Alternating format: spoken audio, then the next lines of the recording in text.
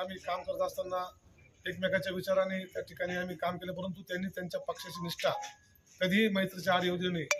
त्यांनी कधी पक्ष सोडून त्यांनी काम केलेलं नाही आणि सातत्याने तळागाळापर्यंत जाऊन पक्ष पोहोचवण्याचं काम केलं. परंतु होऊ घातलेल्या निवडणुकीमध्ये त्यांनी त्यांच्या मिसेससाठी जी काही निवडणुकीची त्या ठिकाणी इच्छा दर्शवली ती त्यांना ती उमेदवारी मिळाली नाही, त्यांना नाकारण्यात आली. हा त्यांचा आणि भाजपचा प्रश्न आहे. राहिलं वैयक्तिक शरद काळेंच्या बाबतीत सांगायचं तर शरद काळे आणि आम्ही जुने मित्र आहोत. आमचे पारिवारिक संबंध आहेत. शरद भाऊंचं काम अतिशय प्रामाणिक आहे. शरद भाऊंवरती आजपर्यंत कुठलाही लवलेश नाही, कुठलाही त्यांच्यावरती आरोप नाही. त्यामुळे एक सामान्य कुटुंबातून समाजकार्याची आवड असताना, राजकारणाची आवड असताना हाडामासाचा कार्यकर्ता आहे.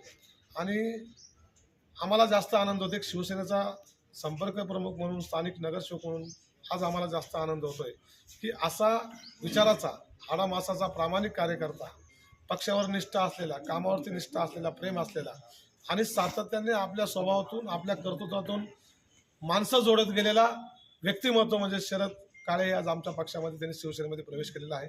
त्यांचं मग शिवसेना परिवारामध्ये स्वागत करतोय.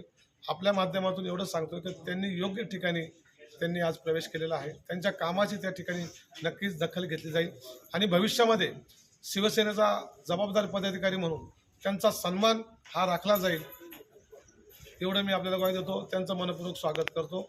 धन्यवाद. जय हिंद, जय महाराष्ट्र.